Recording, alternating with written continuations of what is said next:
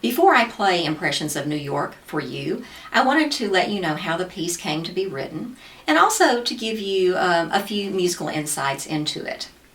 Back in 2019, the Music Teachers National Association commissioned me to write a trio to be premiered in Spokane, Washington at their convention.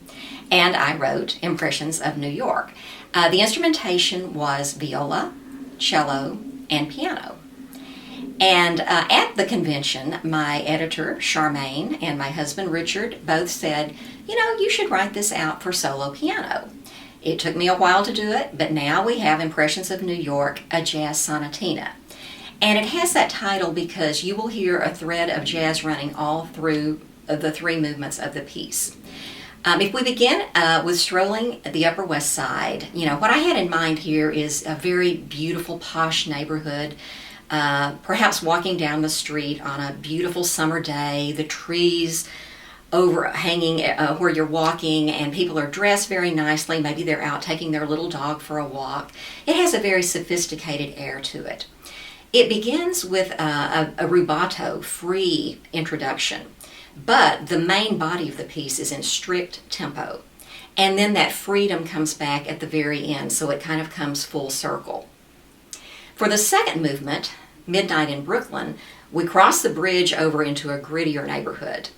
And here you can imagine being at a jazz club late at night, hearing some really good jazz music. It's very bluesy, and I think the most challenging element of this is the voicing. Obviously, you're always going to bring out the melody at the top, but then there are times that the cello line needs to come out, and then you have a lot of offbeat chords in between that have to be very soft. So that is something you really need to keep in mind, and very careful listening will pay off in that movement. The final movement is Grand Central Station, and as you can imagine, it is very energetic and rather chaotic, just like that place is. It is written in 6/8 time, but you will hear a shift all the way through from 3/4 to 6/8 time. And there is a lyrical melody in the middle part, which is tossed from one instrument to another, so you can have a lot of fun shaping that. And then this piece really drives all the way to the end. It's by far the most technical of the three. So I hope you enjoy Impressions of New York.